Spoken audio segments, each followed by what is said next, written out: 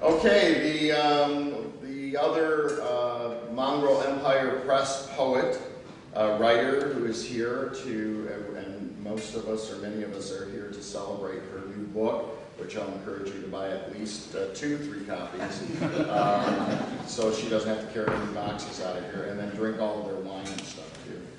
And then we'll just kind of walk out neat and clean with the loot. Anca Vlasopolos is a writer. She is a novelist. She's written detective novels, novels, poetry books dealing with the environment, ecology of all sorts. Also, though, the aspects of labor and work. This new book, Walking Toward Solstice, I'm anxious to read it. I just got my copy, but Patricia kind of outlined it, I think, probably the best, and now makes me even want to go read this immediately, as you should your 2 to 3 copies as well. Anca has been a long-time wonderful friend. We have read together, we have marched together, we have been to jail together, we have been arrested together. Can I say that in front of my chair? I don't know. And now we are here together to celebrate her new book, which I cannot wait to hear. She is also, I wanted to mention, she has just won the Murray Jackson Arts Award at Wayne State. This is kind of Wayne State's MacArthur, if you will. Don't be asking her for money, but don't line up at her door. But it's a very, very high honor and a very nice award, and I couldn't be tickled more than when I heard that she had won this award. Please welcome back to the Scarab Club again. She'll be here all week, ladies and gentlemen, Anca Vlasopolos.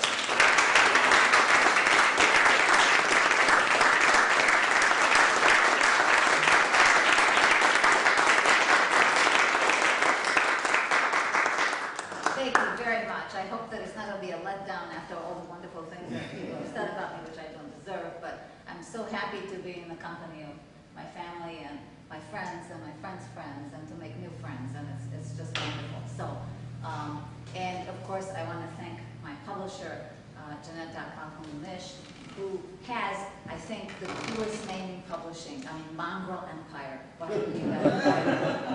That's who we are, right? So, okay. I'm going to start with the first poem of the collection called Persimmon Fashion. This unrelenting winter, we put aside thoughts of global warming as we huddle like bears in caves sucking at their claws. Yet somehow they arrive in cardboard cages. We know from places too far away to justify our greed, but nothing, no stab of guilt will keep me from cracking this safe. We're hide in anti-natural nests, set on in perfect rows, these dented, thin-skinned globes, consistency of breasts, color of garish, flamingly exotic sunsets on far-off islands, will keep me from putting mouth to pulp till I suck into my shriveled self all this munificent light. I have a poem in this book for my mother, and I have a poem about my father. And this is the one for my mother. Short of breath. This pile of paving stones on the chest, not gone, not one lifted. Yet I begin dimly to recollect oppressive, repetitive dreams. I left for somewhere and forgot you, never picked up the pen, never the telepathic receiver, simply because I'd not thought just that, not thought of you, and I wonder what made me tread the infernal mill of these dreams, when in daylight you know, do you? You know not a day subtracts itself from my ledger, that I have not mirrored a stray thought, gesture, pinch of herbs, all from that repertoire, always full granary, that was you.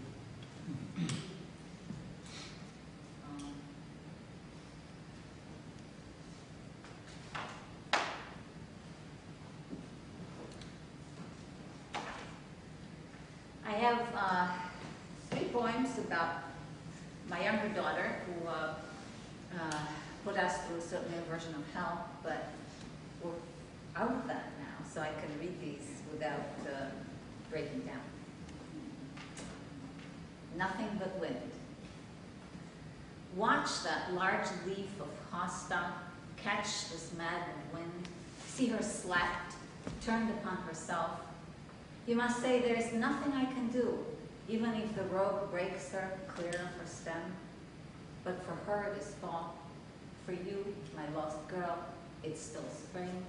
Even though you've let yourself slide into ice caverns, be shredded by fangs of stalagmites, impaled on icicles, burned by cigars, marred by edges of stairs you hit on your way down. Wind chases off dull fall rain, and brilliant skies redress this unpropitious day. What gentle sun may heal tossed leaf, cracked soul. This is sort of a reversal of the fairy tale. And again, I said this, happy ending that is not in this book, but is in life for now, so knock on wood, day to day, with little sunlight. In deep, lush forest where you began, with little sunlight and salted rain, there's a casita under the trees, all camouflaged by liana vines. In the casita there are 4 chambers, none with a window, all throbbing wild. In one of them there is a casket of simple wood subject to worm. Inside the casket there is a box, not magical, not cloisonné, just square and squat. Inside the box there's a red cushion, neither of velvet nor of silk. On that homespun there rests an egg, not of the bluebird of happiness. Just a small egg speckled like sparrows, looking benign, holding your sorrow. Over the years you lose your way, forget the path to the casita, lose the 3 keys to outer door, to inner chamber, to casket box. The egg awaits in warmth of jungle, in that hushed air, its due release. The egg imagines incipient cracks, tentative taps, then sudden flight. The egg foresees its shattering. The box imagines lids broken springs. The casket dreams of tunneled burrows, quietly tearing its sides apart. Till wooden shavings it falls in small heaps, carried away by wakeful ants. Chambers keep hope for sleeping walls, an end of throbbing at that bad blood, which runs and splashing into the ground, discreet black humus so much enriched. Casita hopes for chicken legs, a chicken shape so it can run into the glen, to peck at gold, fall into mauve, street jaguar. But you remember not the path, and you have lost 3 keys beside. So in lush forest where you began, with little sunlight and salted rain, that potent sorrow still waits and waits inside the egg for liberty.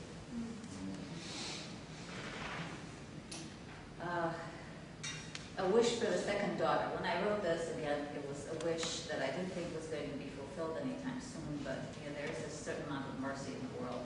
So, a wish for the second daughter. My wish for my first daughter is in my other book, Penguins in a Water.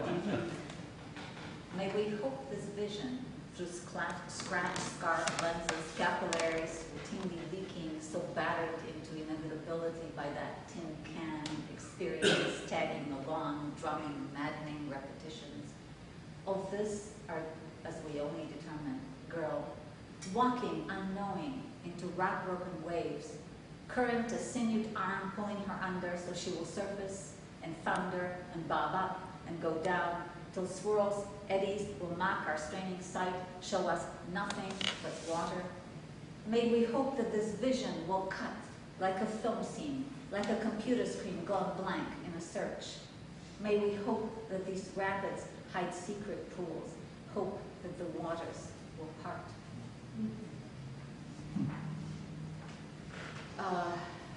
This one is about the naming of things, and I'm sure you've all seen this as you've driven around the country. It's called In Ohio, Ravenna. Others have noticed because obsession lies writ large on this continent's skin. First, all the news, York, Amsterdam, Bedford, Orleans. Then the first, as if nothing preceded them, Paris, Rome, Ravenna. This last evoking a girl with dark streaming tresses whose speech is like recitative. How hallowed with longing those who in the wilderness cried, Los Angeles, Bethlehem, Gilead. How brazen their stabs of desire to name tangled forest, Black Marsh, Pig's Island, Belle Isle, Beaubien, Beaufait, Bellevue. Names to hold off immensity, light incommensurable darkness, make tenuous, tattered tents against the foreign whispering winds.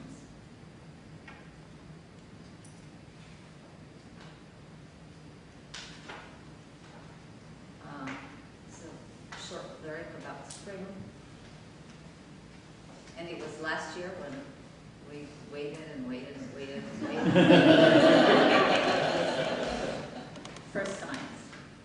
This afternoon of first mildness after 100 years of winter's thaw. A girl just on the edge of all the woes of love. Let dangle her arm outside the window of a speeding car. Watched her long fingers trail, thrill the warm skin of this road breeze.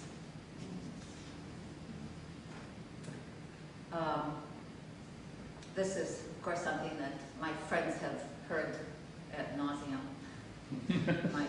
my constant rage against all the noise that we create in the world. It's called lost in modernity. It used to be full-breasted, open-bloused, summer reclined upon the cusp of July-August, spinning out of her many-teated self strands of cotton candy, shielding us like mother's palm against fierce rays, sugaring our days filled with long silences, pierced by alarm-like peeps of fledglings, exoskeleton cicada dance macabre. We devour her globes of plenitude, tomatoes, apricots, nectarines, tiny raspberry cups, green of honeydew, sunset of cantaloupes. But now, as she lies profligately spending her last, waning each day before our eyes, we drill her silences, infect the plume of sugared air, each minute of each day, motorboats, motorbikes, jet skis, chainsaws, mowers, hedgers, trimmers, power washers, now that nothing seems to be made or tamed by hand. Her body, ruptured to shards, still spins haphazard strands like tattered spiderwebs, whose sweetness we taste, if at all, in scorching, violent haste.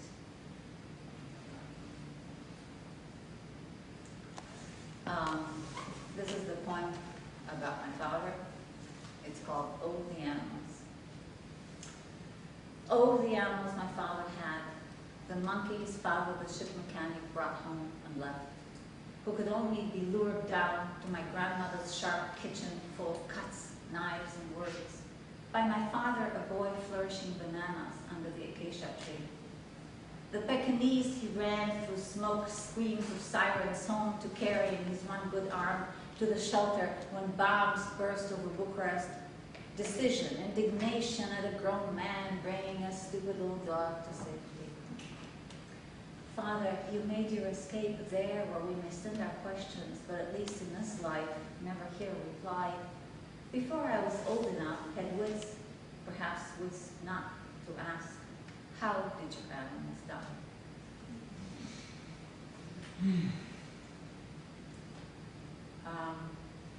This is about our making ourselves secure against our southern neighbors. Because I guess we're not so worried about illegal immigrants from the north.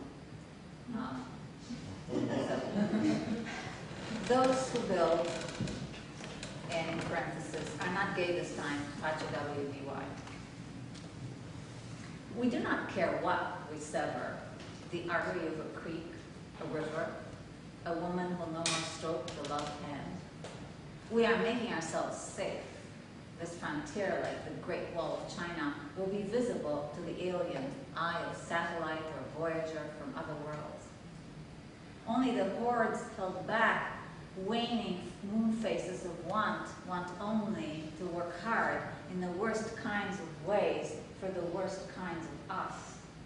The hordes whose chief crime is want, and to want not what's ours, but to burn up in the vineyards for our bottle of wine at $2.99, to break backs for our clean pool, kitchen floor children, suffocate in the sweatshops for our umpteenth pair of jeans so we can mimic work. We are making ourselves safe in inner space of our ever-diminishing scope from wan moon faces for the unmated ululation of the last ocelot.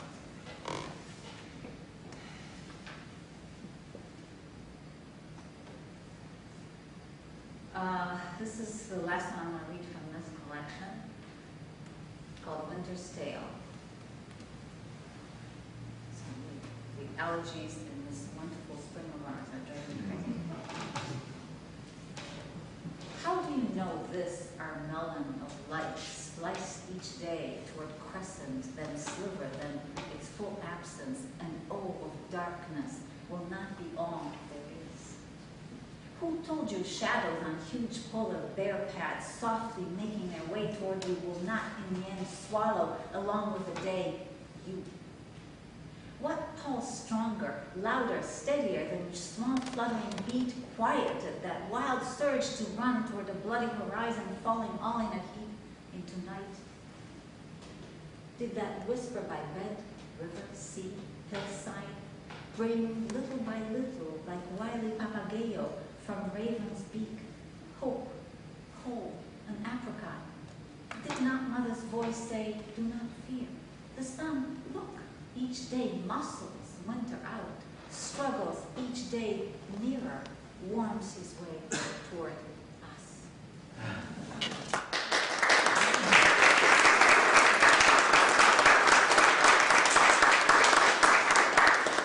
If you think I'm done, I only have 3 more points from new work. One has to do with who I am at this time of life. It's called Psyche, okay, thanks much. Creature, the bag, this I drag, full of grudges, not ever willing to let go. All those childhood summers, cobblestones, tennis ball for soccer, this left knee buckling in stairwells, trying its best to make me fall on my head, this hip grinding away at the slip on the ice once and again, crust recollecting teeth, claws of neige d'enfant, cracks, splits like volcanic scape. Middle finger, when I was 10, did I leave you behind this heavy lift door closed on you? Now curls unyieldingly around the cup handle. When will the other hand remember some long ago slight, refuse to uncurl it, and let me hobble, totter, attached forever to a mug, coffee gone stone cold? This is for beyond this point. I heard this story on NPR. After death.